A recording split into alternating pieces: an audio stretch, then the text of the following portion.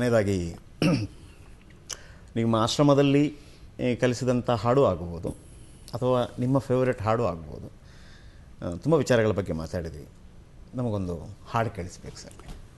ಹಾಡು ಅಂದರೆ ಭಜನೆ ಹಾಡು ಅದು ಆ್ಯಕ್ಚುಲಿ ಏನಾಯ್ತು ಅಂದರೆ ನಮ್ಮ ರಾಜ್ಕುಮಾರ್ ಭಾಗ್ಯದ ಲಕ್ಷ್ಮೀ ಬಾರಮ್ಮನ ಅದು ಅವರು ಎಲ್ಲರೂ ಜನ ನಿಜ ಹೇಳಬೇಕು ಅಂದರೆ ಎಲ್ಲರೂ ಕೇಳಿದ್ದಾರೆ ಅದನ್ನು. ನಮ್ಮ ರಾಜ್ಕುಮಾರ್ ಅವರು ಅಣ್ಣವರು ಅಂತಿದ್ವಲ್ಲ, ಅವರು ಈ ರೂಢಿ ಹಾಕಿಕೊಟ್ಟಿದ್ದು ಎಲ್ಲ ಕಡೆ ಅವರೊಬ್ಬರೇ ಚೆನ್ನಾಗಿ ಆಡುವಲ್ಲರಾಗಿದೆ. ಆಮೇಲೆ ಭೀಮಸೇನ್ ಜೋಶಿಯವರಿಂದ ನಾವು ಹಾಡಿಸಿದ್ವಿ. ಸೊ ಚುನಾವಣೆಗೆ ಹೋದಾಗ ಕೂಡ ಜನ ಒಂದು ರಿಕಾರ್ಡ್ ಅಂತ ಹಾಕಿದ್ದಾರೆ. ಹಾಗಾಗಿ ಅವರ ಭಾಗ್ಯದ ಲಕ್ಷ್ಮಿ ಎಲ್ಲ ಕಡೆ ಹಾಡ್ತಿದ್ದೆ ಮತ್ತು ಆಶ್ರಮದಲ್ಲಿ ಕಲ್ತಿದ್ದೆ. ಬಟ್ ನಾನು ಅದಕ್ಕೆ ಒಂದು ಹೊಸದು ನಿಮಗೆ ಕೇಳಿಸ್ತೀನಿ. ಯಾಕಂದರೆ ಇದು ಕೂಡ ಆಶ್ರಮದಲ್ಲಿ ಭಾಳ ಚಿಕ್ಕಂದಿನಲ್ಲೇ ಬಾಯಿಪಾಠ ಮಾಡಿದ್ದು. ಅದು ಅಲ್ಲಿ ಹಿಂದಿ, ಮರಾಠಿ, ಕನ್ನಡ ಎಲ್ಲವೂ ಇದೆ. ಇಲ್ಲಿ ಮಠದಲ್ಲಿ ಕಲ್ತಿದ್ದೆಲ್ಲ ಸಂಸ್ಕೃತದಲ್ಲಿದೆ. ಅವು ಕೂಡ ಈಗ ಉದಾಹರಣೆ ಯಾಕೆ ಹೇಳ್ತಾ ಇದ್ದೀನಿ ಅಂದರೆ ಇವೆಲ್ಲವೂ ಚಿಕ್ಕಂದಿನಲ್ಲಿ ಕಲ್ತಿದ್ದು. ಇವತ್ತು ನೀನು ಈ ಸಿನಿಮಾ ಡೈಲಾಗ್ ಹೇಳು, ಆಸಾನ ಯಾವುದು ನೆನಪಿಲ್ಲ.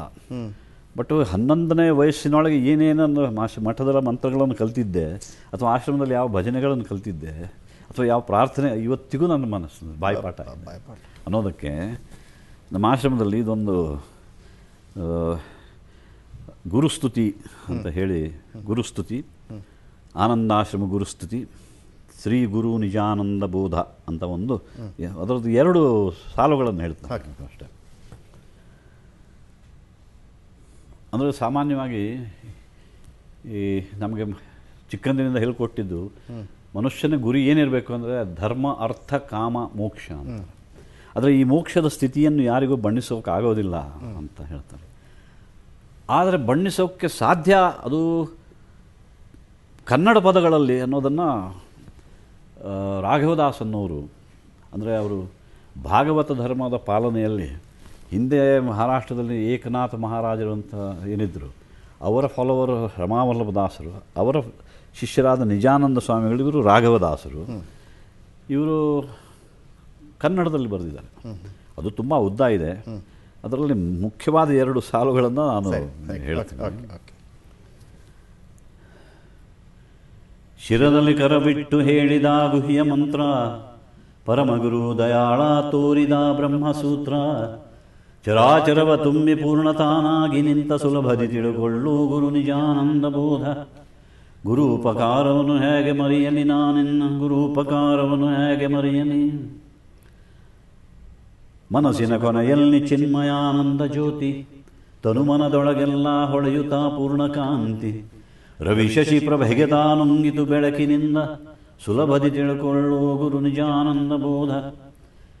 ಕತ್ತಲೆ ಬೆಳಕಾಯಿತು ಇನ್ನೇನು ಹೇಳಲಿ ಸೋಜಿಗವಾ, ಕತ್ತಲೆ ಬೆಳಕಾಯಿತು.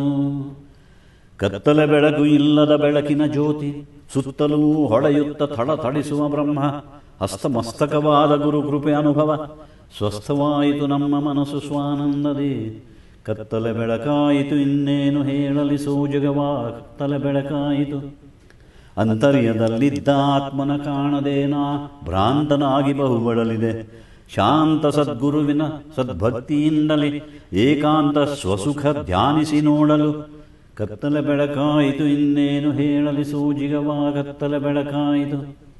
ಮನನೆನಹಿನ ನೆಳಲು ಅಳಿದು ಅನುಪಮ ಘನ ಸುಖ ಸದಮಲ ನಿಜಾನಂದ ಭರಿತನ ಚಿನ್ಮಯ ಸ್ವರೂಪ ರಾಘವ ಹೃದಯದಿ ತಾನೇ ತಾನಾದದು ಉನ್ಮನ ಭಾವದೆ. ಕತ್ತಲೆ ಬೆಳಕಾಯಿತು ಇನ್ನೇನು ಹೇಳಲಿ ಸೋಜಿವ, ಕತ್ತಲೆ ಬೆಳಕಾಯಿತು. ಗುರುವಿನ ದಯೆಯಿಂದ ನೋಡಿದೆ ಸ್ವಾತ್ಮಮೂರ್ತಿ, ಪೊಗಳಲು ಅರಿಯನುವ ನಿರುಪಮಾನಂದ ಕೀರ್ತಿ. ಅರಿವು ಮರವುಗಳೆಲ್ಲ ಸಲ್ಲದು ಭಿನ್ನ ಭೇದ ಸುಲಭದಿ ತಿಳ್ಕೊಳ್ಳೋ ಗುರು ನಿಜಾನಂದ ಬೋಧ. ಬೆಳಕಿನೊಳು ಘನ ಬೆಳಕಾಯಿತು ನೋಡೋ ಮಾಯಾ ತಾಳಿತೇತ ಮಾಡಿದಾತ್ಮಭಾವದೆ. ಥಳಥಳಿಸುವ ಪರಂಜ್ಯೋತಿ ಪ್ರಕಾಶದಿ ಸ್ಥೂಲ ಸೂಕ್ಷ್ಮ ಕಾರಣ ಮೀರಿ ಮಿಂಚುತ. ದಳಸಾಸಿರ ಮಹಾಕಾರಣದೊಳಗಿದ್ದು ಧರೆಯಳು ಪಸರಿಸಿ ಗಗನ ಭರಿತನಾದ. ಬೆಳಕಿನೊಳು ಘನ ಬೆಳಕಾಯಿತು ನೋಡೋ ಮಾಯಾ ತಾಳಿತೇತ ಮಾಡಿದಾತ್ಮಭಾವದೆ. ಅಂಗವಳಿದು ನಿಸ್ಸಂಗ ವೈರಾಗ್ಯದಿ ಕಂಗಳೊಳ್ ಹೊಳೆವ ಅಂತರಂಗ ಸುಜ್ಞಾನಿ. ಹಿಂಗದೇ ಮನಮುಟ್ಟಿ ಧ್ಯಾನಿಸಿ ನೋಡಲು ಮಂಗಳ ಮಹಿಮೆಯ ಮೌನ ಸಮಾಧಿಯೊಳು. ಬೆಳಕಿನೊಳು ಘನ ಬೆಳಕಾಯಿತು ನೋಡೋ ಮಾಯಾ ತಾಳಿದೆ ಮಾಡಿದಾತ್ಮಭಾವದೆ.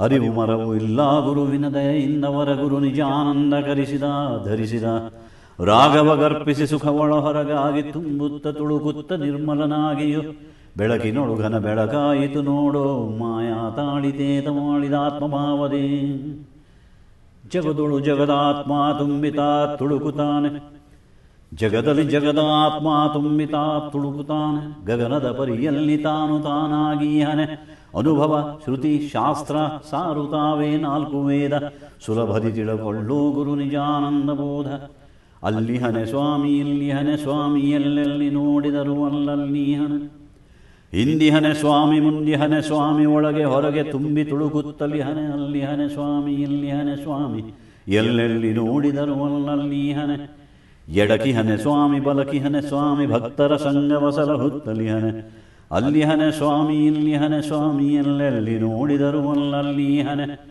ಕೆಳಗಿ ಹನೆ ಸ್ವಾಮಿ ಮೇಲಿಗನೆ ಸ್ವಾಮಿ ರಾಘವ ಹೃದಯದಿ ಅನುದಿನ ಹನೆ ಅಲ್ಲಿ ಹನೆ ಸ್ವಾಮಿ ಇಲ್ಲಿ ಹನೆ ಸ್ವಾಮಿ ಎಲ್ಲೆಲ್ಲಿ ನೋಡಿದರು ಅಲ್ಲಲ್ಲಿ ಹನೆ.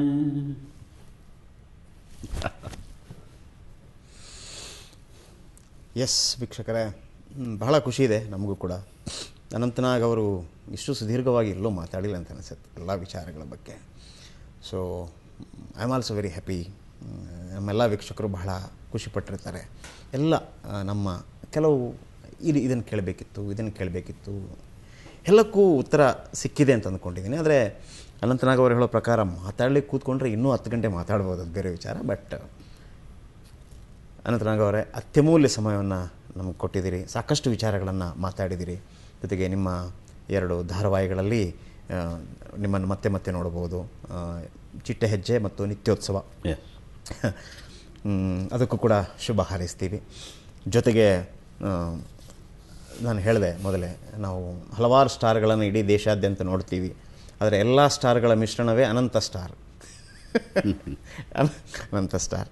ಸೊ ಕಾರ್ಯಕ್ರಮದಲ್ಲಿ ಬಂದು ಭಾಗವಹಿಸಿದ್ದಕ್ಕೆ ಧನ್ಯವಾದಗಳು. ಓಕೆ ವೀಕ್ಷಕರೇ, one of my favourite actor, ಎಲ್ಲರ ಫೇವ್ರೆಟ್ ಆ್ಯಕ್ಟರ್ ಅನಂತನಾಗ್ ಇವತ್ತು ಮನಬಿಚ್ಚಿ ತುಂಬ ವಿಚಾರಗಳನ್ನು ಮಾತಾಡಿದರು. ನೀವು ಕೂಡ ಈ ಕಾರ್ಯಕ್ರಮವನ್ನು ಎಂಜಾಯ್ ಮಾಡಿದ್ರಿ ಅಂದ್ಕೊಳ್ತೀನಿ. ಜೊತೆಗೆ ಒಂದು ಸುಮಧುರವಾದಂತಹ ಉತ್ತಮವಾದಂತಹ ಕನ್ನಡಮ್ಮನ ಹಾಡಿನೊಂದಿಗೆ ಈ ಕಾರ್ಯಕ್ರಮವನ್ನು ಮುಗಿಸ್ತಾ ಇದ್ದೀವಿ. ನೇರ ದಿಟ್ಟ ನಿರಂತರ ಸುದ್ದಿಗಾಗಿ ನೋಡ್ತೀವಿ.